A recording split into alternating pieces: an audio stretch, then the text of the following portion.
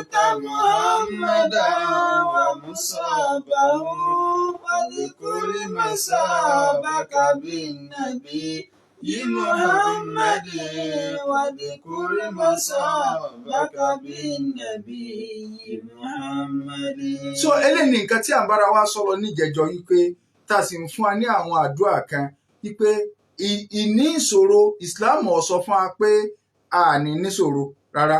Kódà gbogbo àfáà tó bá sọ fún ọ pé ẹ wá kírun àsùnbà, tó bá ti kírun àsùnbà gbogbo ọjà rẹ yóò sì máa tà, tó bá ti kírun àsùnbà gbogbo òṣòro rẹ yóò sì di pẹ̀tẹ́lẹ̀, irọ́ ló pa o. Ó lè kírun àsùnbà kó ọmọ ta o sì gbọ́dọ̀ má kí o. Ó lè kírun àsùnbà kọ́lọ́run ó dán owó o sì gbọ́dọ̀ má ṣe o. So a jẹ́ yí pé ẹ̀tànjẹ kò sínú Islam rárá. So àwọn ìṣòro tá a bá wá ní àní dẹlẹ́bọ̀ nítorí rẹ̀, torí ẹ̀ la fi ń fún wa ní àwọn àdúrà kan ìyẹn ní ìjẹjọ.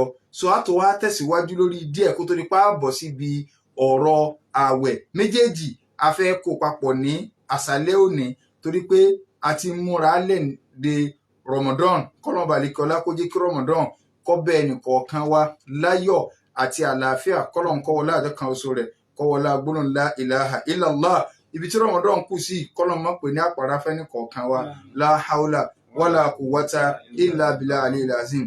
So gẹ́gẹ́ bá a ti sọ fún wa níjẹ̀jọ́, tá a bá ti ń sọ prayer fún wa pé ìntànàbí kọ́ wa ní sallallahu alaihi wasallam kálukú mùbáìrò ni yóò sì máa kọ́. So kì í ṣe pátá àwọn béèrè pé ẹ dákun o ṣe ẹ jọ ìgbà tẹ́ ẹ sọ̀n so mò ń ṣe nǹkan kan lọ́wọ́ ni. So rárá o, ká ń béèrè páǹsì nǹkan kan lọ́wọ́ o. So a máa kọ àdúrà tánàbí tó kọ wa, àbádùá tá a rí táwọn ẹni Ọlọ́run tí wọ́n ṣe tí ò sì tako súnà, tí è ṣe yí pé wọ́n ò ní kọ́ ẹsẹ̀ máa kẹ́sẹ̀ kan sórí odó kó o fẹsẹ̀ lélẹ̀ kọ́ wa máa fọ́kọ̀ àǹjànú kọ́ ọmọ níyà rábàbá hílù tàbí yá ń sá jàbílà kìnnà àtúrísí kọ́ burúkú téèyàn kò rí pé ṣé bókọ ẹsẹ̀ ń sáǹdì sọ́lọ́ sì lè máa jẹ́ báyìí sá. So má pé okọ̀ àǹjànú téèyàn bá kókò ojú rẹ̀ ó rí rìkúrè o. Kọ́lọ́n kó ṣàánú ẹnì kọ̀ọ̀kan wa o. Náà a wá fẹ́ bọ́ síbi pé inú tí ó ń sọ àwọn èèyàn tí a fi ń di ẹlẹ́bọ bó ti jẹ́ pé ìṣòro yẹn ó ti kásẹ̀ ńlẹ̀. So ti bá ìṣòro yẹn kásẹ̀ ńlẹ̀ nígbà kan táwa wà ní kéékèèké. So ẹni tó bá lóyún nú tó bá ti lóyún nú báyìí wọ́n ní ayé máa ń de oyún máa ń yàn nú o. So ẹ̀yà àgbo abíwẹ́rẹ́ àgbo kéde kan so káyọ́ máa ń doyún máa ń ná torí àwọn èèyàn lé o. Ẹ̀rí pé agbọ́njú máa kí wọ́n sọ pé ayé de oyún máa àwọn èèyàn ná. Ṣùgbọ́n ẹnì kankan àfáà kankan ò ṣe wá sí eléyìí òǹga fún yẹn nísìn pé ayé kankan ọmọ de oyún máa yàn nú mọ̀ bí ó ṣe wípé nígbà tí operation ti dé báyìí táyé ti lajú pé operation ti dé o, báyé bá dé àwọn ọmọ bàní Israẹla sì ń tú tẹ́wágàpá ayé kan ló de oyún máa yàn nú ta ní tú o àwọn bàní Israẹli pẹ̀lú kíni o pẹ̀lú operation. So àwọn kan fọwọ́ lanú ni wọ́n bá gbọ́mọ bọ́ta. So ẹni ẹ̀kọ́ wa sọ ní ìsìn pé ayé ń de oyún máa yàn nú mọ́ nígbà tí operation ti kíni o tó ti wà. So a jẹ́ wípé ṣé tíyàwó wa bá lóyún tó fẹ́ bímọ ọ̀nà wo ni Islam ní á gbà?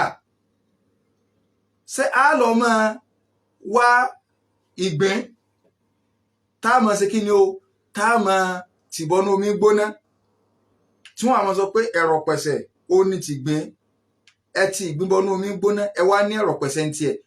Ṣé torí pọ́ mẹ́ran kò lè sọ̀rọ̀? Àmàlà gbóná tẹ̀yìn obìnrin bá ń ro àmàlà tó bá ta sí yín la ẹ mọ̀ bẹ́ẹ̀ tí máa ń ṣẹ̀ṣẹ̀ tẹ̀yìn ọwọ́ dànù ẹ wá ní ọmọ ẹranko kóhun torí bọnú omi gbóná ṣùgbọ́n ẹ̀rọ pẹ̀sẹ̀ ń tiẹ̀. Rárá a ní í ṣe báwọn nínú ọ̀nà tá a máa gbàrà wọ́ torí gbogbo nǹkan ẹn tàdúrà bá ti yọ kúrò lọ́rọ̀ rẹ̀ tí wọ́n ti lọ́rọ̀ rẹ̀ ọ̀jẹ̀ má dùn àmọ́ pé nǹkan míì lọ́jẹ̀ mọ́ inú àpẹẹrẹ pé Ọlọ́run fẹ́ dà láàmú láyé pé Ọlọ́run fẹ́ dà lágbájá láàmú láyé o òun ni kí wọ́n ní ọ̀rọ̀ rẹ̀ àdúrà ò lè gbọ́rọ̀ rẹ̀ mọ́ o. Kí ló wá kù tí ó gbọ́ oògùn nú ẹn tọ́lọ́ bá ti wá fi títẹ́ sòro rẹ̀ síbi wípé kọ́ lọ sòògùn kírú ẹni bẹ́ẹ̀ kó lè mọ̀ kọ́ lọ mọ̀ yìí pé ayé òun ó ti dàrú. Kọ́lọ̀ mọ́jì káyé wọ́ dàrú kọ́lọ̀ kọ́ ọlá àjọkàn oṣù rẹ̀ kọ́ ọlá gbónú la ilaha illallah. So nípa bíbí Islam ọkọ wa lẹ́kọ̀ọ́ a máa bẹ lọ́n nínú nǹkan tí Islam fẹ́ ká lò tí ò sí ẹbọ ń bẹ tí ò sì sí oògùn ń bẹ òun ni tá a máa kà jáde fún wa yìí àkọ́kọ́ so òun náà ni wípé Islam kọ́ wa lẹ́kọ̀ọ́ káka àwọn àdúrà tí mo fẹ́ sọ yìí ká máa kà Ọlọ́run máa ń lò ní sábà bíi kí aláboyún kó bímọ ní ìrọwọ́ ìrọsẹ̀ tí ò ní ní wàhálà kankan nínú so Ọlọ́run máa ń lò gan ní sábà bíi bẹ́ẹ̀ so tí bíbí tí ó ṣe kí ni o tí ó rọrùn so òun náà ni àdúrà Abdullahi ibn Abbas radiyallahu anhu kọ́nà balikọ́lá kọ́ba ni yọ́nú sí kí náà ni àdúrà náà sọ pé la ilaha illallah La ilaha illallah. ṣé la ilaha illallah ẹ̀ríkì òun náà ni ọ̀gá azikar òun náà ni ọ̀gá àdúrà gbọ́dọ̀ la ilaha illallah tó o bá ti mọ̀ túmọ̀ rẹ̀ tó o sì apply rẹ̀ ní ìgbésí ayé òun làwọn nǹkan tá à ń sọ yóò rọrùn fún ọ ìtumọ̀ la ilaha illallah ni pé kò sọ́bọ̀ òótọ́ tíjọsìn tọ́ sí àyàfọ́ lọ́n ò ní máa sígbẹ́rẹ́ ò ní lábùsárí kẹ̀kẹ́ so ọ wá sọ pé la ilaha illallah La ilaha illallah. alhalim Al-Halim. alkarim Al-Karim. subhanallah Subhanallah. rabbul arshil azim Rabbul Arshil Azim. àdúrà àwọn òjò bá ń lọ ká tún gbọ́ lẹ́ẹ̀kan sí la ilaha illallah La ilaha illallah. alhalimul karim Al-Halim al-Karim. subhanallah Subhanallah. rabbul arshil azim Rabbul Arshil Azim. àdúrà á sì bá wọn lẹ́yìn eléyìn á wà á ka suratul fatiha so lẹ́yìn eléyìn á wà á bọ́ sínú suratul ahqaf aya 35 suratul ahqaf Quran chapter kí nìyàn mo bá ń wá chapter rẹ̀ torí àwọn oní chapter so ti bá Quran chapter so embassy man náà kọ suratul ahqaf ẹ̀yọ̀ ká wò fi nìkan Quran chapter àfi kẹ́kọ̀ọ́ so ti bá sura ní ẹbí kọ́ wa àwọn èmi so ń wè òun kí ó ní mí so suratul ahqaf ó ní Quran chapter 46 ṣe ti gbọ́ báyìí Quran chapter 46 ó ní suratul ahqaf aya 35 àti suratul nazi'at Quran chapter kí nìyàn